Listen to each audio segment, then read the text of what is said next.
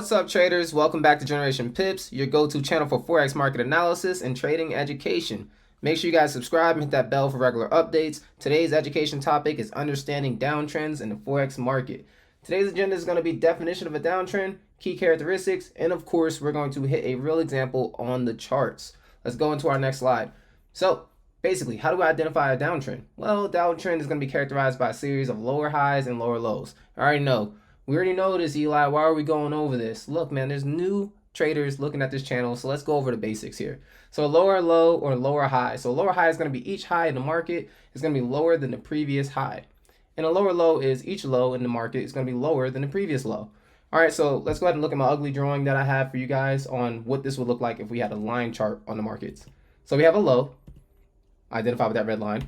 We have a high, identify with this red line. It's going to be higher? No, it's going to be lower than the previous high.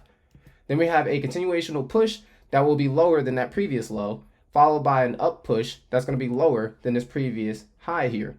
And then, of course, a continuational push to the downside that will be lower than this low. So we're going to actually hit the charts, of course, because I know that's exactly why we're all here. And let me stop talking. All right, guys, so I found us a chart. Of course, I know, chart. That's all we want to look at. And as I said before, we have new traders that's on this channel, so I want to make sure I take my time. I don't want to go too fast, but at the same time, I don't want to go too slow because I know we have some advanced traders here as well. So we're going to look at this as a downtrend example. And on here, you can do a downtrend in many different ways. It's all subjective up to the trader, right? So some traders may use trend lines to identify their downtrend so they can better understand that we have a high, a high, a high, and a high. And all these, of course, would be lower highs. So that's one way of looking at it. And then there's other traders who just look at it as naked price action, similar to what I do. And I just look at big swing points. So price had a big swing to the downside, a big swing to the upside, and a big swing to the downside. And once I see these 1, 2, 3 moves here, then I'm looking at an opportunity to go into a short position and identifying this potentially as a downtrend, as we now have identified a lower high as well as a lower low compared to this previous low over here. And that's pretty much all you need to know when it comes to downtrends. Don't make it difficult.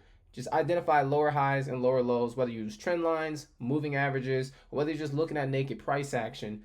It's very easy to identify a downtrend. And if you can't identify it, it's probably in a range and you probably need to stay away from that market. There are plenty of pairs to look at. That's all we got for this week over here on Trading Education with Generation Pips.